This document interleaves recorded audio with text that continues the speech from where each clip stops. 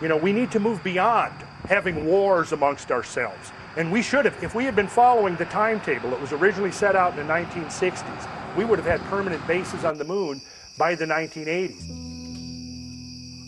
The work of the Aquarian Age of the next 2,000 years is to create a cosmic civilization. Well, see, we're in that transition phase right now where we have to take the raw materials from the Earth, alchemically transform them, take the platinum, the titanium, the silver, the iron, turn it into the instruments by which life can be lifted off the surface of the planet to colonize the entire solar system.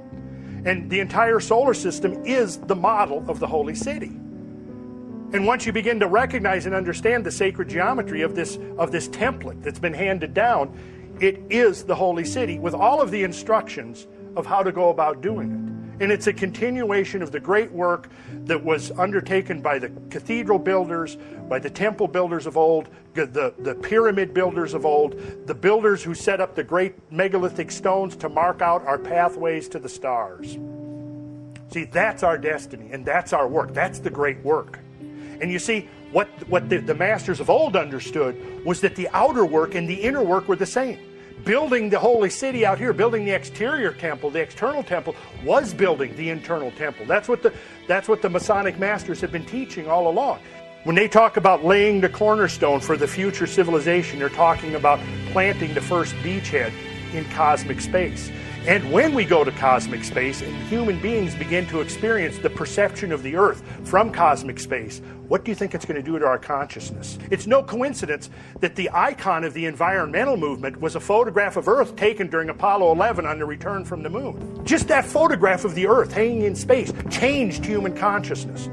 What's going to happen when thousands of artists and poets and musicians have the opportunity to go to space and come back and relate their experiences to the rest of us humans down here? You see, part of our destiny is to expand to this cosmic consciousness, literally. And as we expand outwards, as the Masonic masters understood, we're also expanding inwards. The outer journey has a reflection which is an inner journey as well. You know, we started out strong in the 60s and we had a vision. And I see it was no coincidence that those of us who were experimenting with psychedelics and with meditation and going on the inward journey were doing this at the very same time that humanity is extending their reach into space. And that those astronauts, just down-to-earth practical men, went out there and came back visionaries. Came back visionaries. This is not some fatalistic thing that I'm presenting here, not at all. It's the biggest opportunity ever presented to life on Earth. And if I went through and started showing you the rest of this, you'd soon discover that all of the things that we're right now doing on Earth, you know, the extraction of fossil fuels from the ground. Well, as it turns out, you know, when we move into space, the objects that are the most threatening to us in the future actually turn out to be the easiest to get to. They're easier to get to than the moon. Earth is our Earth is orbiting the sun within cosmic swarms that have repeatedly pummeling the Earth and have probably brought the human species close to extinction more than once. Had we continued building upon the momentum of our space exploration program of the 60s, we would already have created the cosmic shield. As long as we're confined, a species confined to the surface of the Earth, we're vulnerable. But the whole tradition, sacred tradition of the Holy City is a blueprint for building a cosmic civilization. With the instructions that you guys down there, you've got a job to do. You're like St. George and St. Michael, protecting the beautiful maiden, which is the blue jewel of the earth from the cosmic dragon. That's your sacred mission, because no other species on Earth can do it.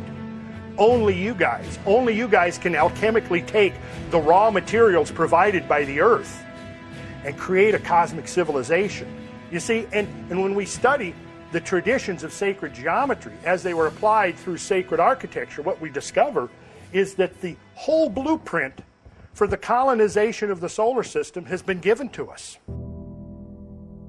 That's our destiny, is to become a cosmic species. And if we fail at that destiny, we will go the way of the woolly mammoths and the dinosaurs, and we will become extinct. And Earth's environment, this pristine, wonderful, magical environment that is here on the Earth now, will suffer consequences so unimaginably violent and severe that Not even an all-out nuclear war would come close to doing the kind of devastation that I'm trying to show you.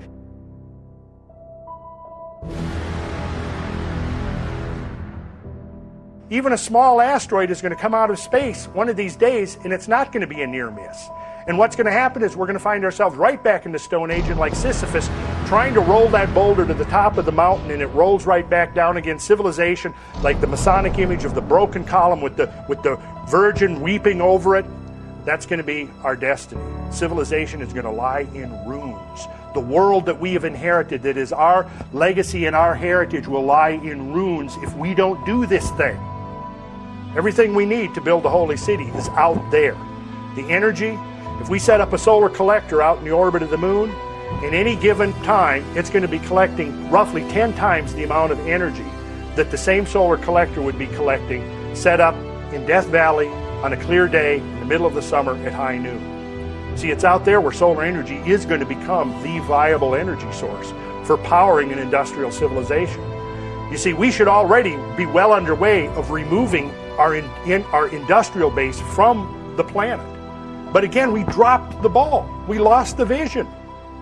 So it's time to reignite this vision, and that's why I'm here, because I need to present this information to anybody who can understand it and appreciate it, and try to hope that it can get out there and inspire somebody to say, enough of this constricted vision.